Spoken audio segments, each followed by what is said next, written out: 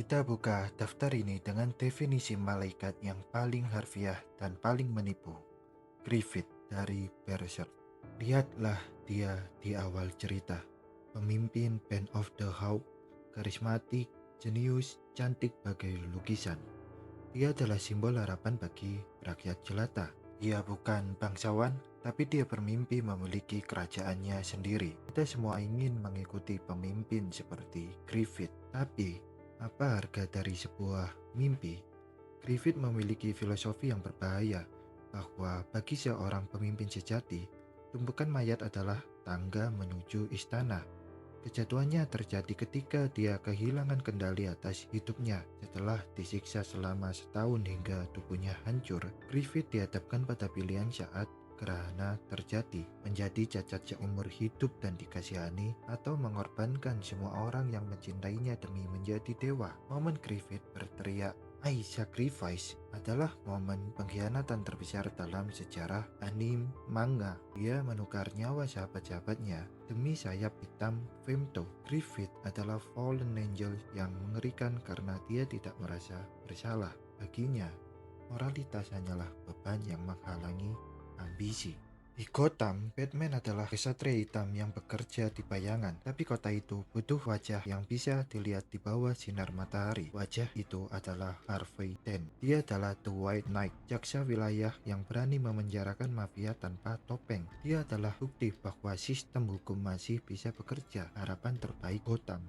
Jatuhan Harvey bukan karena dia jahat, tapi karena dunia ini tidak adil. Dia melakukan segalanya dengan benar, tapi dia tetap kehilangan wanita yang dicintainya dan separuh wajahnya terbakar. Saat dia bangun di rumah sakit, keyakinannya pada keadilan hukum hancur seketika. Hukum itu bias, manusia itu korup. Satu-satunya keadilan yang murni di dunia yang kacau ini hanyalah peluang 50-50.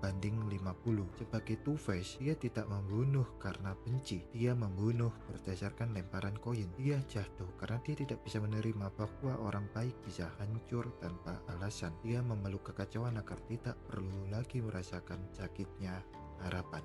Selanjutnya, mari kita bicara soal kehilangan. Ellie Williams dari The Last of Us. Di game pertama, Ellie adalah cahaya. Di dunia yang penuh zombie dan pembunuh, dia masih bisa takjub melihat jerapah. Dia masih punya buku lelucon. Dia adalah alasan Joel dan kita untuk tetap berjuang. Tapi di part kedua, cahaya itu padam. Katalisnya adalah kematian Joel. Trauma melihat ayah angkatnya dibunuh secara brutal merusak jiwa Ellie. Tapi yang membuatnya menjadi fallen angel bukan rasa sedihnya, melainkan obsesinya. Ellie meninggalkan Jackson. Ia meninggalkan Dina dan bayinya dan keluarga yang damai demi mengejar Abby. Dalam perjalanannya, kita melihat degradasi moral yang menyakitkan. Ellie menyiksa Nora dengan pipa besi. Dia membunuh wanita hamil. Di pantai Santa Barbara, sosok Ellie sudah tidak bisa dikenali. Kurus, penuh luka, matanya kosong. Dia bukan lagi gadis yang suka komik. Dia adalah hantu yang digerakkan oleh dendam. Ellie kehilangan dua jarinya di akhir cerita, membuatnya tidak bisa lagi main gitar. Satu-satunya koneksi yang tersisa dengan Joel, dia jatuh karena dia lupa cara memaafkan, dan harga yang dibayar adalah jiwanya sendiri. If somehow the Lord gave me a second chance at that moment, I would do it all over again.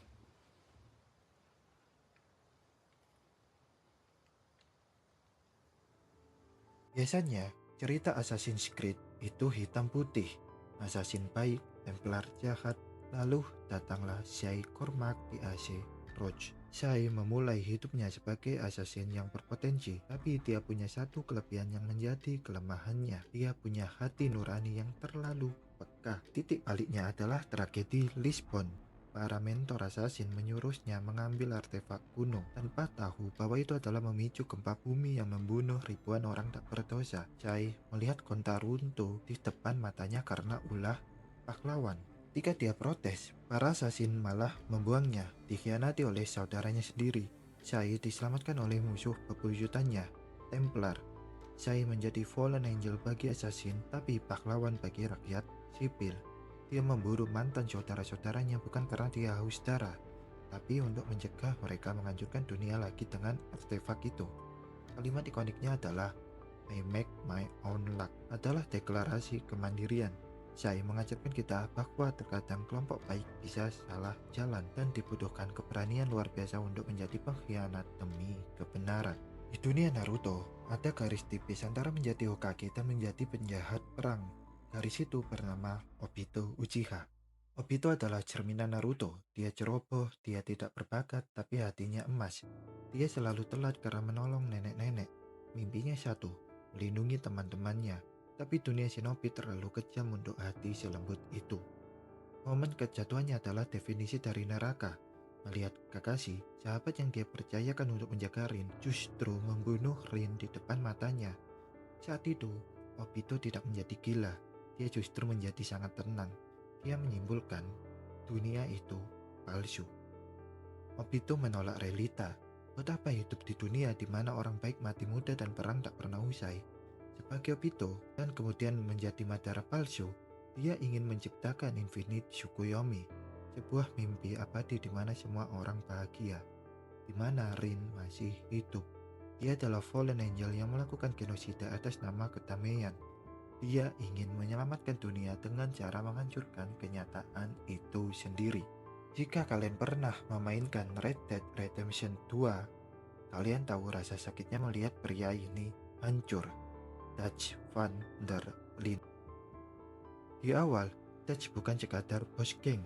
Dia adalah ayah, dia adalah guru, dia adalah Robin Hood yang melawan peradaban korup demi kebebasan anak-anaknya. Kata-katanya menyihir. Have some fight dan I have a plan. Tapi kejatuhan Dutch bukanlah sebuah ledakan tiba-tiba, melainkan pembusukan perlahan. Zaman berubah, pemerintah semakin kuat, rencana demi rencana gagal. Hosea atau suara nalarnya mati, dan di telinganya ada bisikan racun dari Mijah Bel. Kita melihat Dutch perlahan berubah dari pemimpin yang rela mati demi anak buahnya menjadi pengecut paranoid yang meninggalkan Arthur sekarat demi menyelamatkan uang dan kulitnya sendiri. Tragedi Dutch adalah pertempuran antara egonya dan ideologinya, dan pada akhirnya egonya menang. Dia menjadi apa yang paling dia benci, seorang penindas yang hanya peduli pada dirinya sendiri. Dia tidak jatuh karena musuh, dia jatuh karena dia tidak bisa menerima bahwa dia salah. Sangat mudah melabeli Magneto sebagai teroris mutan, tapi coba lihat dunia dari matanya. Eric adalah korban selamat dari Holocaust. Dia melihat keluarganya dibantai oleh Nazi hanya karena mereka berbeda. Dia melihat kekejaman murni manusia. Ketika dia tumbuh dewasa dan menyadari dia adalah mutan, dia melihat pola yang sama terulang. Manusia takut pada apa yang tidak mereka pahami. Manusia ingin mengontrol atau memusnahkan mutan. Moto hidup Magneto itu sederhana, never again. Dia jatuh karena trauma. Profesor X percaya manusia dan mutan bisa hidup damai, sedangkan Magneto percaya perdamaian itu mustahil. Bagi Magneto, pilihannya cuma dua, membunuh atau dibunuh, dominasi atau musnah. Dia menjadi penjahat bukan karena dia benci manusia, tapi karena dia terlalu mencintai bangsanya sendiri. Dia rela menjadi monster bagi umat manusia, asalkan mutan bisa selamat. Dan terakhir, transformasi paling brilian di televisi modern, Walter White. Awalnya, dia adalah fallen angel yang paling menyedihkan. Guru kimia jenius yang nasibnya sial, diinjak-injak bosnya, dan divonis kanker stadium akhir. Dia mulai memasak meth demi satu alasan mulia, meninggalkan uang untuk keluarganya. Kita semua mendukungnya. Tapi seiring berjalannya waktu, topeng family man itu retak. Kejatuhan Walter unik karena dia tidak berubah menjadi jahat. Kejahatan itu membangunkan siapa dia sebenarnya. Heisenberg adalah wujud dari ego, kebanggaan, dan arogansi yang selama 50 tahun dia pendam. Momen pengakuannya di episode terakhir adalah kunci segalanya. I did it for me, I like it, and I was good at it. Dia mengakui bahwa dia menikmati kekuasaan, dia menikmati menjadi raja obat. Dia menikmati rasa takut di mata musuhnya. Walter White mengajarkan kita bahwa terkadang monster itu tidak datang dari luar. Monster itu tertidur di dalam diri orang paling sopan sekalipun, menunggu kesempatan untuk bangun.